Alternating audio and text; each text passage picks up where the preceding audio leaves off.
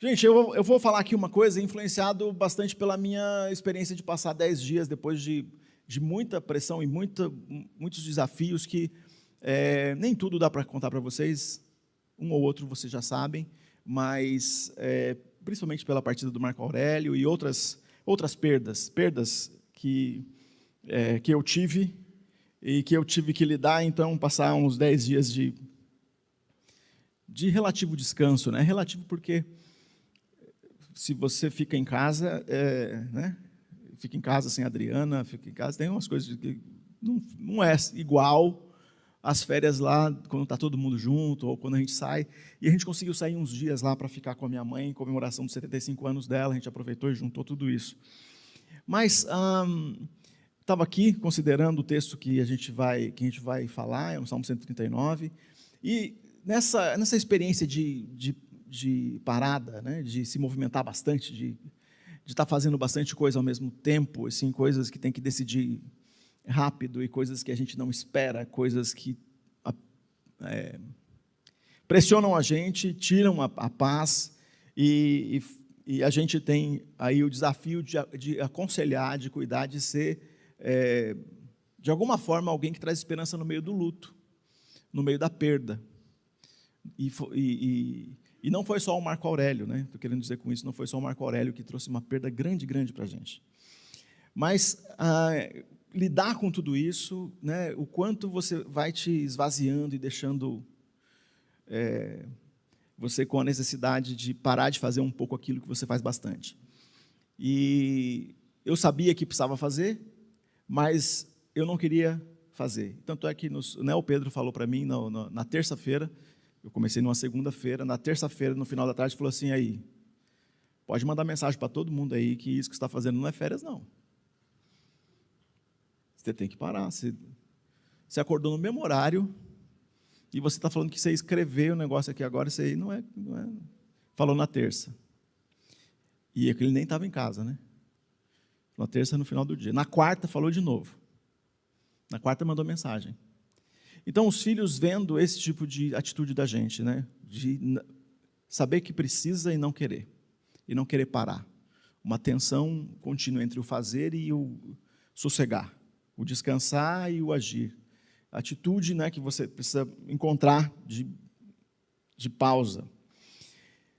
E essa semana eu estava ouvindo um palestrante, um pedagogo que ensina crianças, não ensina professores a ensinar crianças, e ele falando bastante, é um palestrante conhecido, eu estava ouvindo uma palestra dele do TED, e aí ele falou de uma forma muito mais assertiva do que eu vou conseguir dizer aqui, mas ele falando sobre as brincadeiras infantis e o quanto elas ensinam para a gente sobre a vida. Quando que as brincadeiras infantis preparam a gente para algumas coisas que a vida vai trazer. E aqui, né, a gente vai lembrar né, tem uma variedade no mundo todo de um tipo de brincadeira que a gente pode chamar de pega-pega, pegador, e outras variações de nomes assim, mas ele usou a expressão do pique-esconde e o pique-pega. Basicamente né, tem um lugar, uma parede, uma árvore, um poste, um portão, às vezes é um espaço e às vezes até uma pessoa, que é o pique, que é que você encosta ali e você está salvo. Está salvo enquanto você estiver encostado ali, tem variações disso, enquanto você estiver encostado ali você está salvo, se você não estiver naquele lugar você não está salvo, você está sendo, o pegador vai vir atrás. Então, tem essas variações, ou você encostou ali, você está salvo, no sentido de que ninguém mais pode te pegar, está salvo, uma vez salvo, sempre salvo. É meio arminiano e meio, né? Entenderam, né? Quem entende teologia sabe que até no pega-pega dá para fazer uma teologia aí, né? E, né, se você sair do pegador, perdeu, né? Pode ser pego de novo. Se você, né, salvou, ninguém pode mais te pegar. Tem essas duas variações. Lá no Paraná, quando eu era criança, era mãe pega. Eu não sei porquê, acho que as mães paranaenses corriam atrás das crianças bastante, né? Então era mãe pega. Era o nome da nossa brincadeira lá. Mas essa coisa comum da infância, de criar isso e de ser criativo em criar versões dessa brincadeira, que todos vocês devem ter feito. Se você não fez, você não teve infância, é importante falar isso, né? E as crianças aqui embaixo ontem, no final da apresentação, eles estavam brincando disso. Lá atrás, né, correndo aqui, escondendo, né, dos mais... alguns escondiam, outros procuravam, e estavam fazendo uma versão, criaram uma versão dessa, que valia esconder embaixo das nossas mesas lá embaixo, e aproveitar que estava escuro aquele canto ali. Né, e estavam fazendo isso.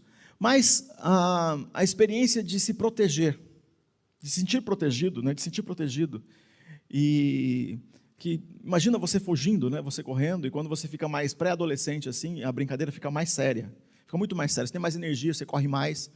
E aí tinha umas técnicas, né? Eu me lembro tinha um negócio assim, quando você está no pegador, você corre atrás da pessoa e quando ela olhar para trás, ela tem que ver você olhando no seu rosto com o mesmo ânimo que você estava nos primeiros 5 meses. Pô, está morrendo, mas a tua cara é de quem está cheio, porque quem está sendo perseguido, quando olha, ele está sempre vendo, a pessoa está igual, ela não muda o rosto. Então, se você vai mudando no decorrer do percurso, teu rosto vai diminuindo a cara de energia, quem foge consegue fugir sempre. Agora, se você está sempre com aquele rosto, você pode estar morrendo, mas se você mantém a energia, você vai pegar, sempre você vai pegar.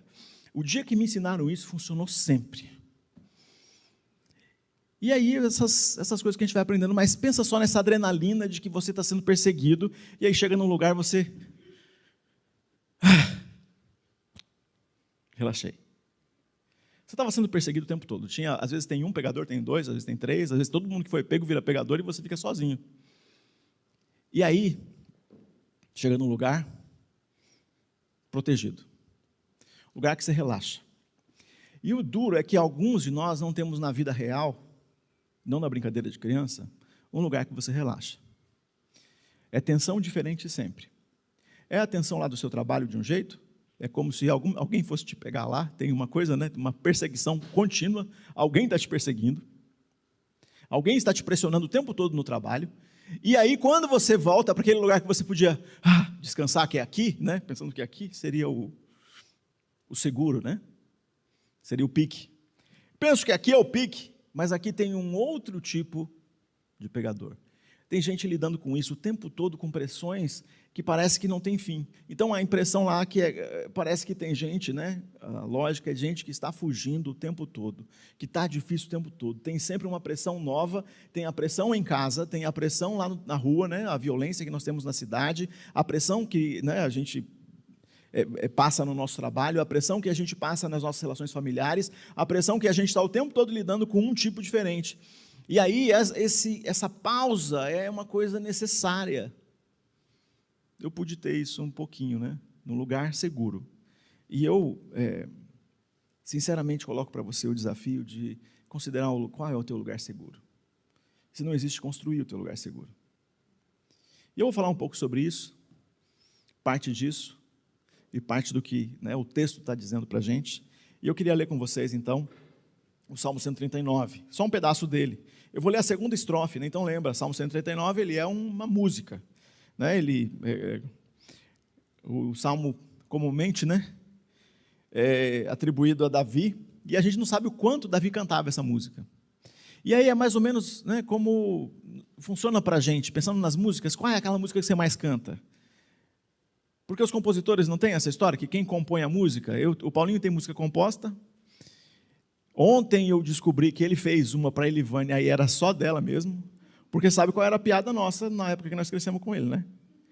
Que ele tinha só uma música e cantava para todas.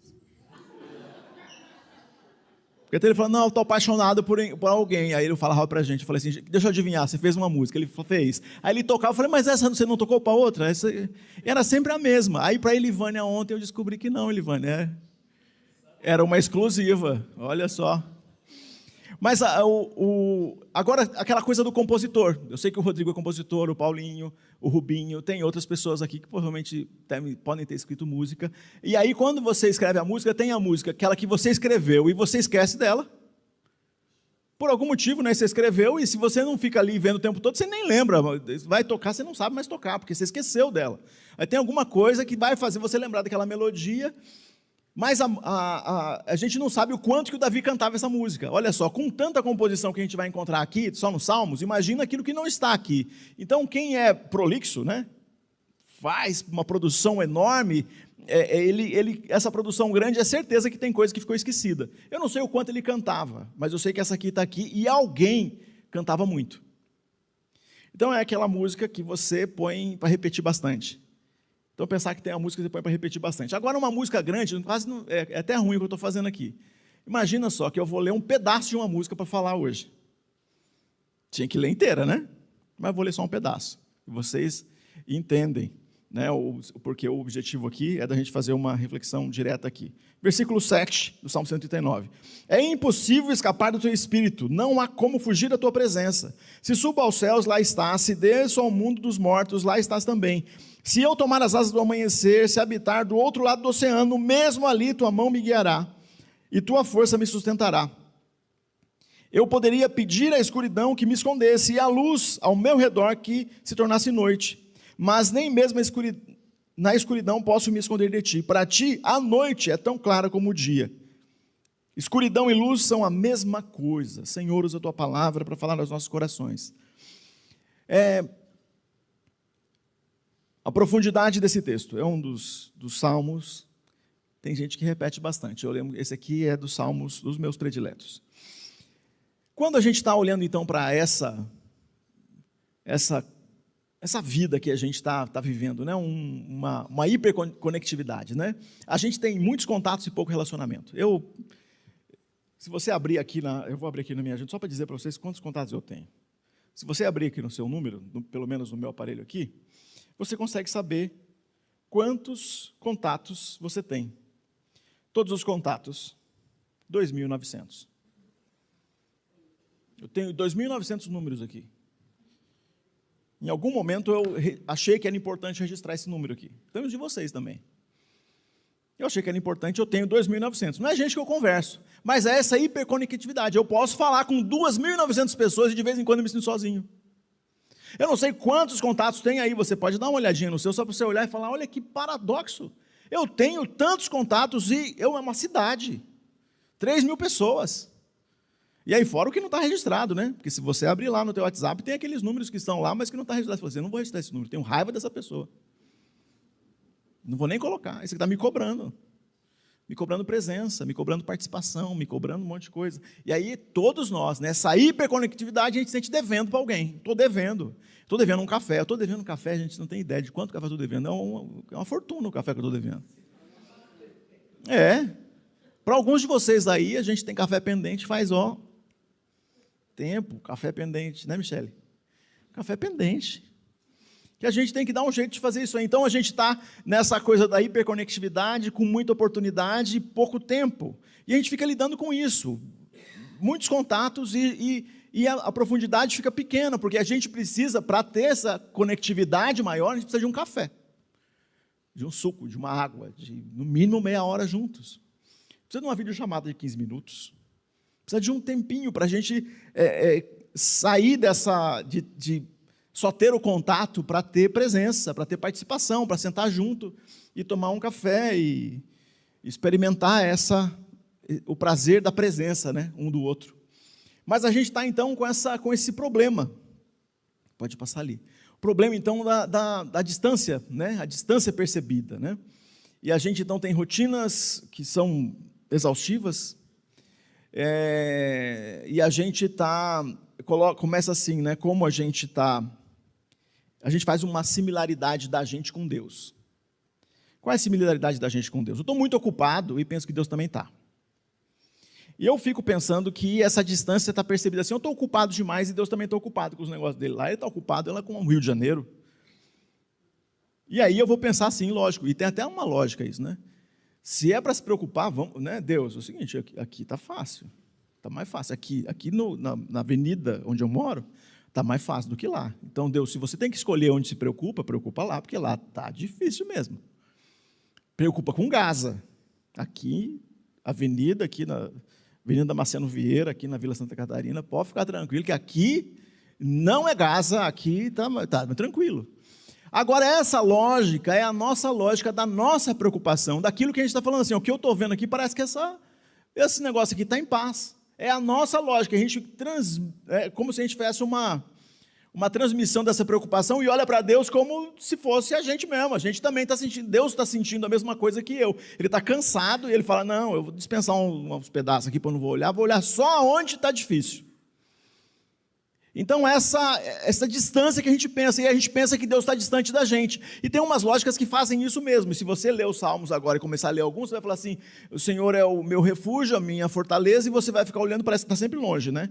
Aquela figura anterior lá, uma montanha lá longe, aí você tem que subir a montanha para encontrar com Deus, e várias propostas religiosas é isso mesmo. Você vai num templo que está em cima de uma escada, que está longe pra caramba, que você sempre procura e nunca acha, nunca encontra. E quando você chega lá, a pessoa, você tem que chegar e falar com o sacerdote, que também nunca está, né, acessível, e aí você não consegue, você nunca consegue falar com Deus, porque você precisa de um intermediário, precisa estar num lugar, o lugar é longe, o lugar é alto, o lugar é para quem tem boa saúde, entre 30 e 40 anos, assim, tem que ser maduro também, não pode ser muito bobinho, porque se você for com as suas infantilidades, o sacerdote já dá uma desprezada em você, aí você não vai chegar nunca. Então tem uma distância que a gente coloca, isso dá um cansaço espiritual, e alguns de nós que falam, não aguento, chegar num lugar onde a cadeira está escrito presbítero, você aguenta? Eu não aguento. Chegar num lugar onde a cadeira está escrito assim, a cadeira está escrito diácono. Significa o quê? Eu vou ter que entrar de joelho, sei lá, né, para poder encostar naquela cadeira. Se eu cair sentado nela sem querer, eu for fulminado. É o que dá a impressão. E é essa distância que dá cansaço espiritual na gente. Você começa a ouvir uns negócios e fala, está distante, eu não consigo chegar. E aí vai gerando essa apatia religiosa que a gente tem num monte de pessoas que nós conhecemos, que convence a gente que não dá para, não tem sentido num lugar onde está tudo separado desse jeito, é casta religiosa, onde só se encontrar um sacerdote que vai dar certo, né? Se tiver aquela mulher do coque que vai orar por mim, né, que nem o Rubinho falou. E aí vai ficando tudo longe, tudo difícil, vai criando esse negócio para a gente, não sei, acho que Deus está distante, as pessoas também estão distantes, parece que é só, né, Deus é mais um contato que nós temos, não é uma relação que a gente pode ter. E aí essa hiperconectividade tem relação com a nossa experiência, Deus está cansado, a gente está hiperconectado com um monte de coisa, tem um monte de contato, mas não se relaciona com ninguém, eu acho que com Deus dá para fazer desse jeito também. Então a gente tem essas experiências de falsa similaridade. Então a gente coloca aqui que é impossível a gente fugir de Deus, né? Essa distância não é distância, isso é presença. A gente quer que vê como distância. E acho que está trocada aí a ordem, né? Eu vou na minha aqui.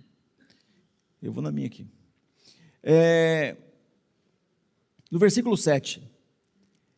A gente não é distância, né? Não é, o versículo 7, para onde poderia eu escapar do teu espírito? Para onde eu poderia fugir da tua presença? Presença, o nome da presença, o texto na Almeida está dizendo face, é face mesmo. Só que face, e aí não funciona, porque, né, é poético, mas o tradutor aqui ele tem que escolher, ele quer escolher o que o escritor quis dizer, ou literalmente o que foi escrito. Face, né, fugir da tua presença, está no plural, faces, presenças. Como é que escreve um negócio desse? Como é que eu fujo? Significa que é a face de Deus, mas a minha face. Nós estamos juntos. Como que eu posso fugir da tua presença se a tua face está aqui o tempo todo? Olha que coisa. A gente está falando presença, mas a face é isso, né? É como eu acordo com a Adriana. Eu acordo, né? De noite a gente foi se mexendo numa cama grande e vai ficando longe. Quando a gente acorda de manhã, a gente se aproxima para dar bom dia. É face com face. É isso que está dizendo. Como que eu posso fugir da tua face se ela está sempre na minha frente? Se eu estou sempre olhando para a sua e você sempre olhando para mim, eu não tenho como fugir. O meu campo visual está cheio da sua face. Eu não tenho como fugir da sua presença. Você está aqui. Então, uma pergunta retórica. Por que não tem como fugir? Eu não posso sair dessa presença divina. Eu não posso estar longe dela. Então, esse relacionamento ele é profundo. A presença está aqui. Então, Deus está presente nessas coisas que nos arrancam a energia. No trânsito difícil que vai ser se amanhã tiver com esse tempo aí. Ele já é difícil, vai ficar mais difícil ainda, né? Né, Dora? A Dora trabalha com transporte escolar, por isso que eu falei com ela agora. E se estiver chovendo... Então é isso aqui, a gente tem isso, né? Deus está presente nesse caos da segunda-feira. E se for pior do que hoje, o caos vai ser maior. Mas Ele está presente. E como que eu posso fugir da sua face? Mas se nós estamos com a lógica de que Deus cansa, é a gente que cansa, que Deus tem distância, é a gente que tem distância, Ele não está nessa distância da gente. A presença dEle está nesses momentos estressantes, das reuniões que você pode ter tido, ou que você terá, nas conversas difíceis, nos momentos de cansaço Ele está. Então não é distância, é presença. No versículo 8, se eu subir aos céus, ali tu estás. Se eu fizer a minha cama na sepultura, também ali está. Gente, agora não é um georreferenciamento, mas é também, tá? Não é e é. Como é que eu vou dizer para quem não é e é? Se eu for lá no mais alto que eu consigo descrever, no céu, tá? Se eu for lá no mais alto que eu consigo descrever, e no mais baixo que eu consigo descrever, se eu der um jeito de chegar no céu, o Senhor está lá. Aí alguém vai pensar assim, vai estar lá, mas no inferno você não vai estar, não. E se você for para o inferno, Sheol, que é a palavra que está sendo, também vou estar. Então, é uma distância, né? É o estado existencial da pessoa. Se em qualquer estado da existência você estiver, eu estou. E aí a gente vai, né, conhecer isso nos outros versículos, ele já está falando disso, né? Antes mesmo de eu falar, Senhor, tu sabes o que eu vou dizer. Isso é Salmo 139 também, um versículo antes, versículo 4. Então ele está nesse lugar, nesses lugares, ao mesmo tempo. Ele está no dia, né, no dia que eu estou desesperado, né? Tem um filósofo que fala que quando o desespero ele diz, Kierkegaard, ele diz que o desespero é estar doente até a morte. E ele trabalha bastante sobre, ele é um filósofo existencialista, e aí ele trabalha esse termo desespero, e aí escreve bastante falando sobre isso, mas é aquela sensação, o desespero é a sensação de morte de alguma coisa. Necessariamente não é você morrer, não é que isso poderia ser aplicado, mas é aplicado quando você está no desespero que um relacionamento vai acabar. Quem já passou por um fim de um namoro, um fim de um casamento, aquela dor de que o casamento está prestes a acabar, ou que o namoro está prestes a acabar, aquela dor de que você vai ter que mudar de trabalho e você não queria mudar de cidade e você não queria mudar, esse desespero. Ele fala que essa dor é uma doença de morte, está morrendo uma coisa em você, e esse desespero, ele dá esse nome. E até nesse desespero você é encontrado, e parece que esse desespero é incompatível com a presença de Deus, porque você está desesperado e a gente coloca estados positivos com a presença de Deus. Então, se eu tenho paz, Deus está ali. Se eu estou saudável, Deus está ali. Se eu estou desesperado, Deus não está. Se eu estou com raiva, Deus não está. Então, eu coloco sentimentos onde Deus não está. E aí o Kierkegaard leva a gente para olhar para isso, que é justamente nesses momentos de maior desespero que Deus se revela para nós e se revela ao próximo. Então eu não sei o que trouxe para você, o que traz para você, aquilo que você pode chamar ou chamaria de desespero. Nas últimas semanas, desespero é desesperança, desesperançou, você desesperou, perdeu a esperança.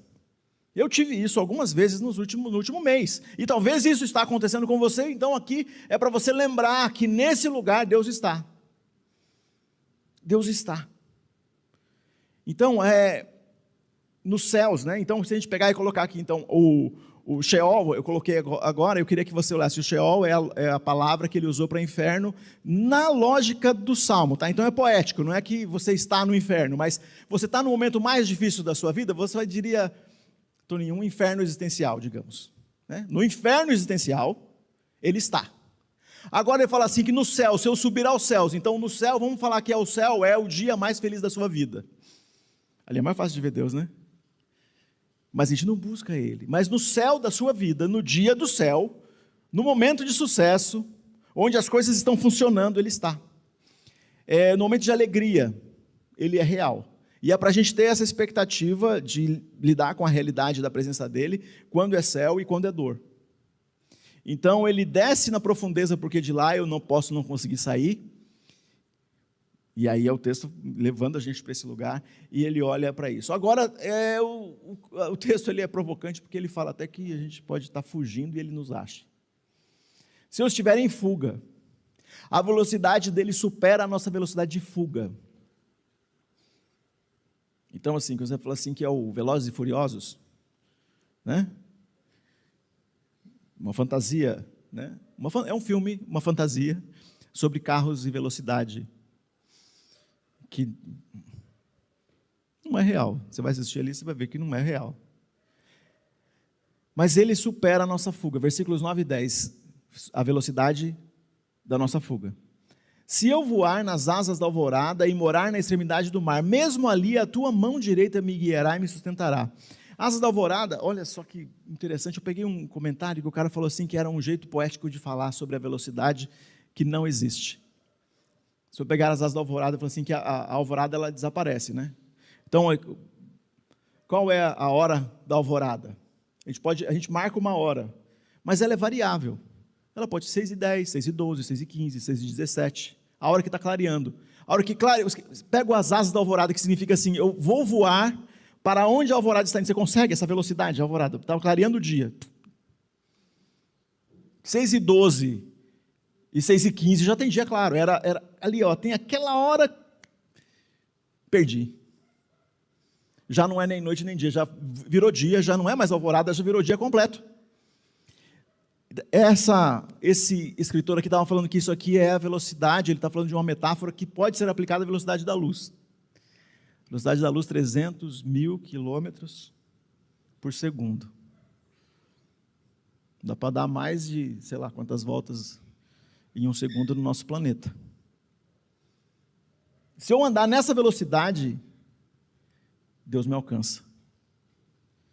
Ele me alcança. Então, está colocando um negócio aqui para falar, para levar a gente para um lugar, né, onde a extremidade do mar, a coisa mais longe que pode ter para um israelita naquele tempo, ele vai estar, e a mão direita vai estar sustentando a gente, o símbolo de proteção, de intimidade, ele está ali, cuidando de força, né, considerando, né, aqui, eu estou segurando com a minha mão direita, que é a minha mão, né, a mão que eu mais uso, considerando que é o meu braço mais forte, é o meu primeiro movimento, sempre se for pegar alguma coisa é com a mão direita, está falando isso, né? É essa questão da intimidade.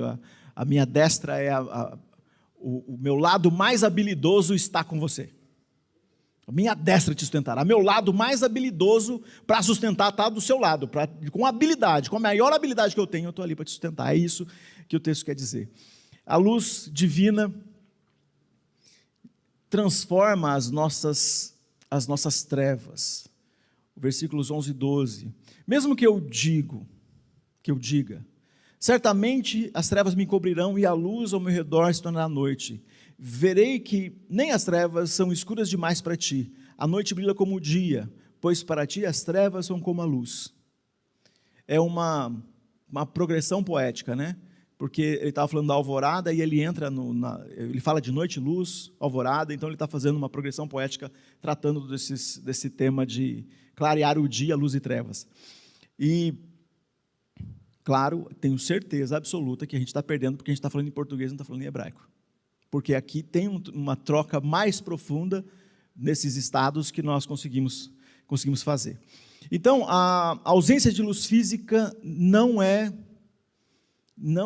uma dificuldade para ele. E essa ausência de luz física é para a gente considerar nossos momentos de confusão, de depressão e de tristeza. Então, esse lugar, mesmo nesse lugar, para Deus é claridade. Mesmo nesse lugar que para você é difícil, para Ele é claridade. Que você não tem clareza dos pensamentos, Ele tem clareza. Até nesses momentos de apatia espiritual, São João da Cruz chamou esse momento de noite escura da alma. E os períodos de aridez espiritual, esses períodos que a gente tem uma sensação da ausência de Deus, que Deus não está ouvindo nossas orações, é a presença dele também, mas é de forma diferente. A gente que não consegue ver, mas a presença dele está de um jeito diferente. Ele está trabalhando até quando a gente não sente, e ele está. Então, levando para para esses personagens que sofreram muito, né? O Viktor Frankl, ele é a pessoa que criou a logoterapia, né? Uma forma de fazer terapia. Ele é um sobrevivente do Holocausto. Ele descobriu, né? E o trabalho dele é em cima disso, que mesmo nos momentos mais sombrios da humanidade, havia uma presença transcendente de Deus que dava sentido ao sofrimento. E agora, gente, não posso passar daqui sem falar daqueles que viram o filme do Paulinho ontem. Uma presença transcendente de Deus no sofrimento. Uma coisa que a gente explica, né? Sabe depois que passa, sabe depois que ouve, entende que estava ali. Na hora parece insuperável, na hora parece não tem, mas ele estava ali. Uma presença transcendente de Deus naquele sofrimento. Interessante o Paulinho sentado naquela escada, e agora eu sei a história inteira. Olha que coisa legal, eu sei a história inteirinha. O Paulinho estava sentado naquela escada, lembra que ele está lá na Flam, não sei quem de vocês esteve lá na Flam, ele está naquela escada que vai da Flam para a casa da diretora, do diretor do seminário. Ele está naquela escada ali, está num patamar sentado, e aí ele senta, e aí tem uma narração ali. Agora eu vou completar a história para vocês. Naquela hora ele fala assim: Deus, você não tem ninguém para mim. Não foi isso, Paulinho, que você falou? Você não vai me dar ninguém, eu vou passar minha vida inteira sozinho assim? Eu preciso de alguém para dividir minha vida. Aí agora, quem estava na última sessão e eu orei pela solidão, agora tem sentido, porque foi sobre isso que eu orei. Porque o Paulinho clamou, foi isso lá. E ele falou meio chorando, meio orando, e ele falou que ele não conseguia nem falar. Ele estava derramando o coração dele, era o clamor de Paulo, igual o clamor de Ana, sabe o clamor de Ana que está lá em 1 Samuel? A história de Samuel. Então, para quem não lembra dessa história, Ana não conseguia ser mãe. E ela fala: Senhor, eu quero ser mãe, me faz ser mãe. E ela clama, ela chora, a ponto do sacerdote chegar: tem uma coisa estranha acontecendo com você. Foi isso que aconteceu, o Paulinho fez isso lá. Só que o Paulinho estava com leptospirose, não sabia. Aí foi internado, ficou em coma. 3 semanas depois, o Paulinho acorda. E aí, Livânia está do lado da cama dele. Vê se pode, gente. Pois é. Não foi só o Viktor Frankl, não, que viveu isso aqui. A gente tem uma pessoa que viveu isso aqui. No momento mais sombrio da vida, Deus estava ali cuidando. Não é a história de São João da Cruz que diz: nos momentos onde parece que Deus não está, Deus estava, e estava revelando uma coisa maior ainda. Nós temos um testemunho que a gente ouviu ontem, e por isso eu vou usar esse testemunho, mas podia usar o testemunho de outros de vocês aqui, que no momento onde você achava que não estava, era ali mesmo que ele estava. Agora eu quero trazer para a realidade aqui, no momento que você acha que ele não está, nesse momento de aperto, de angústia, de desesperança, de morte para nós, porque nós oramos pela vida do Marco, e Deus achou melhor: não, é melhor Marco vir para cá. A gente queria que ele ficasse. E outras tantas coisas que nós oramos e não aconteceu, nisso ainda Deus está. Quando a gente não sente, quando parece que está difícil, eu estou dizendo parece porque não é difícil no sentido de ausência de Deus, Ele está presente. Quando a gente não sente, Ele está ali. Então, usando também como referência o meu e o seu aparelho celular, apesar de você não sentir Deus, então lembra que Deus não usa essa lógica do GPS do nosso celular, que nos localiza em relação ao aplicativo, sei lá qual que você vai usar. Porque se você perder o sinal, porque você vai usar a gente vai usar essa lógica, né? Perdi o sinal. Perdi o sinal, então se eu perdi o sinal, Deus não me acha. Estou sem sinal, estou sem 3G, estou sem 4G, estou sem 5G, Deus não me acha. Não tem Wi-Fi, Deus não me acha. De algum jeito a gente está pensando que a gente se perdeu, nós nos perdemos de Deus. Me perdi dele. Ou ele se perdeu de mim. Ou ele não quer estar comigo. E eu queria trazer agora a referência lá do começo. Você está no lugar seguro. Seguro onde o pegador não te pega. E no seguro com Deus. Você está seguro com Deus. Seguro com Deus. Face a face, nesse sentido de estar pertinho. Você está nesse lugar seguro, você está em segurança com Ele, até quando as coisas não estão fáceis assim como você gostaria. Até no dia difícil financeiramente, fala que estou fazendo conta que eu não queria estar fazendo. Face a face com Deus. Face a face com Deus.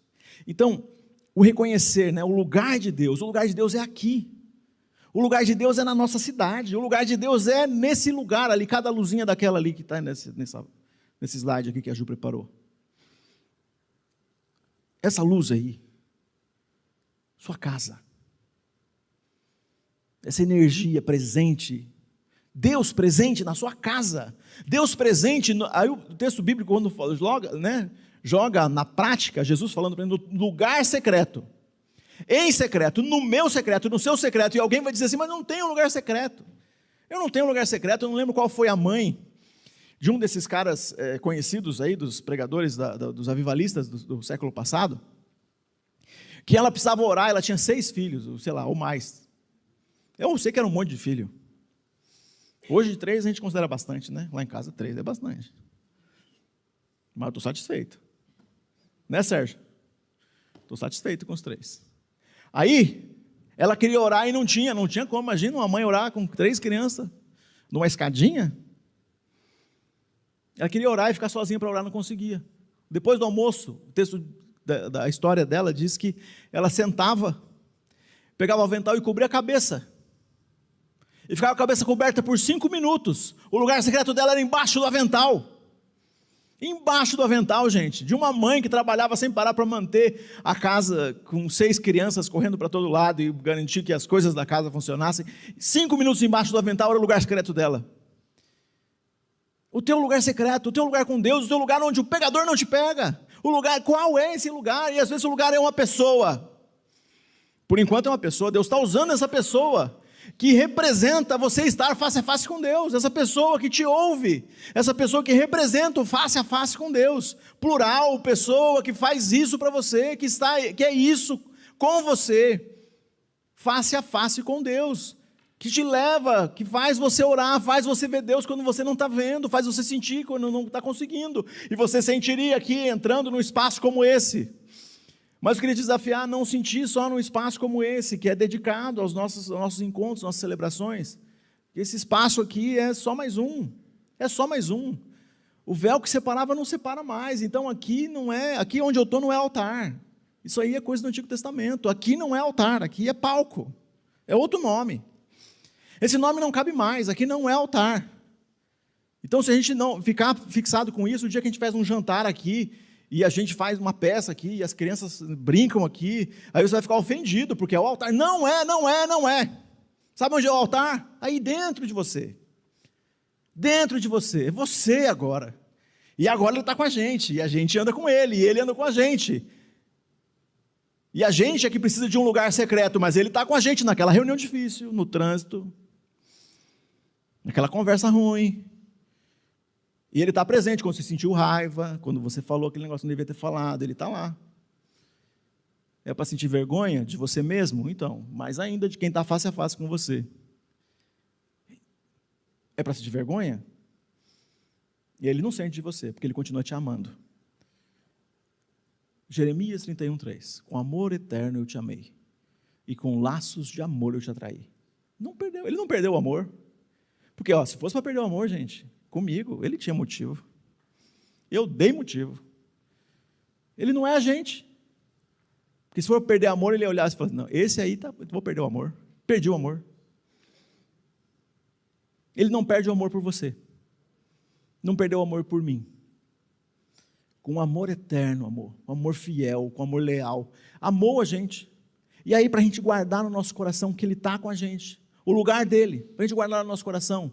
Ele está com a gente, e aí colocar dia, né? Eu pensei em colocar dia. Ele está com a gente no dia 31 de outubro, dia das bruxas. Ele está com a gente. E tem até uma provocadinha, não tem? Ele fez uma provocada. Vamos fazer o dia 31, vou fazer o dia da Reforma Protestante, vou dar uma provocada geral. Vai ser duas comemorações no mesmo dia, antagônicas e provocantes.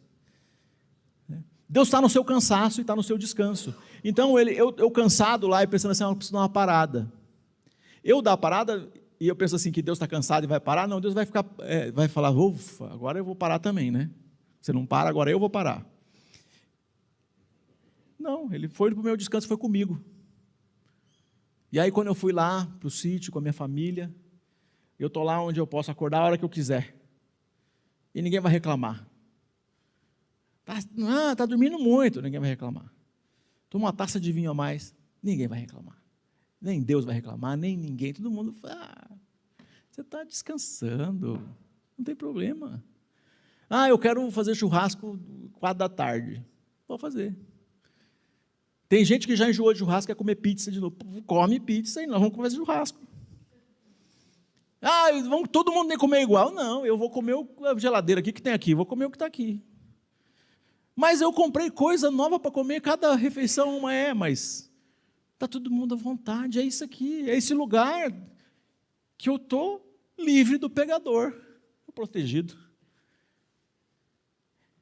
Descanso, ele está lá, nesse lugar de descanso.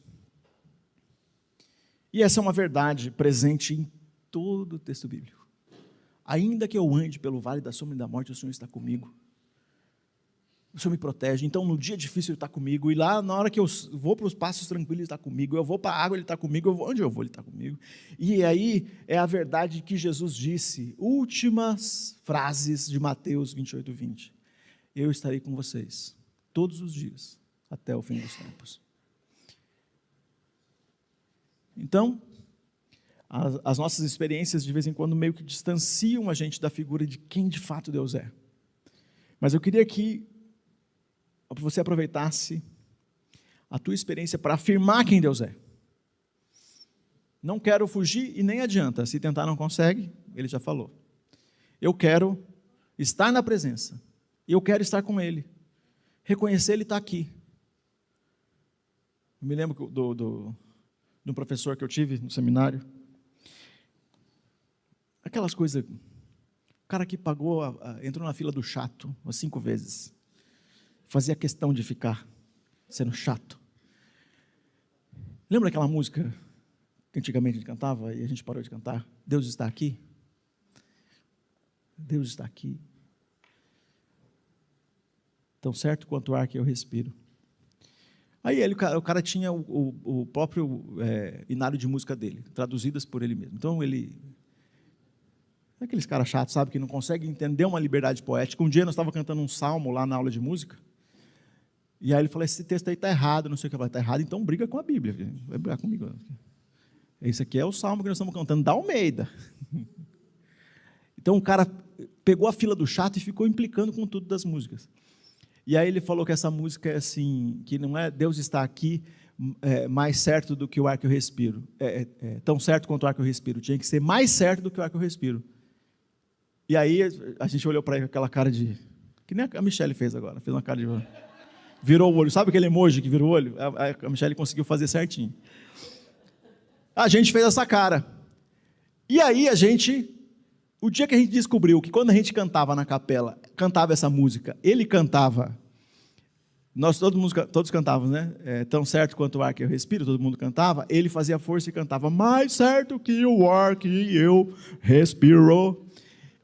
A gente percebeu o que ele implicava com isso? Pois a gente colocou na capela, aquele semestre, todas as vezes que teve capela, a gente cantou essa música. Do nosso jeito, é uma provocação. Porque assim, é isso, gente, Deus é tão certo e é mais certo. E nossa língua, nossa forma de falar, nossos sentidos às vezes vão negar, nossos pensamentos negarão, nossas emoções negarão, mas Ele está. Você não vai dar conta de falar o português completo, que completa a presença e o cuidado de Deus sobre a nossa vida, mas Ele está. Na pressão e na paz, Ele está. Amém? Chega aqui, pessoal da música, para a gente terminar. Quero fazer uma oração.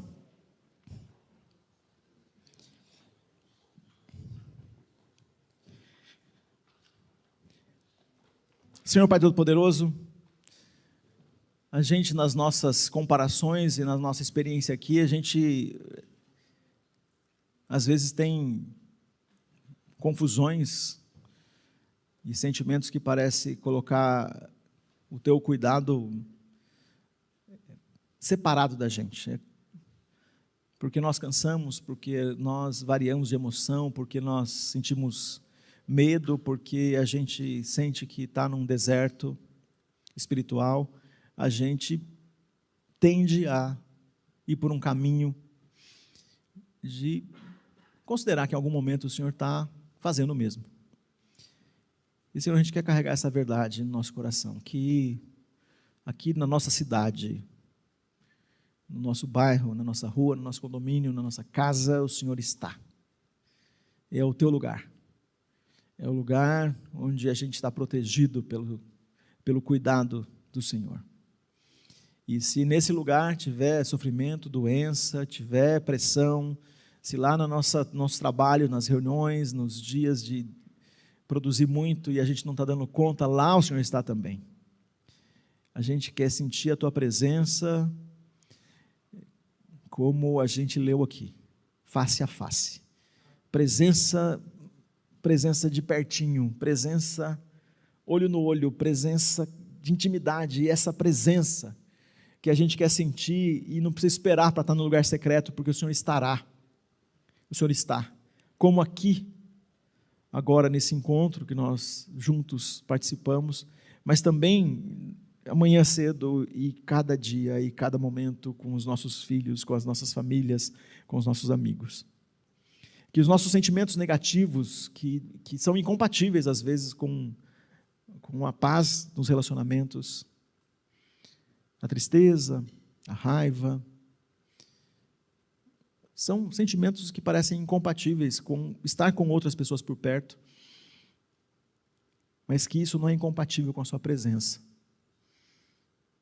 Obrigado, Senhor, porque o Senhor nos ama com amor leal e o Senhor está sempre presente, nos protegendo, que a gente pode estar num lugar seguro no Senhor. Em nome de Jesus. Amém.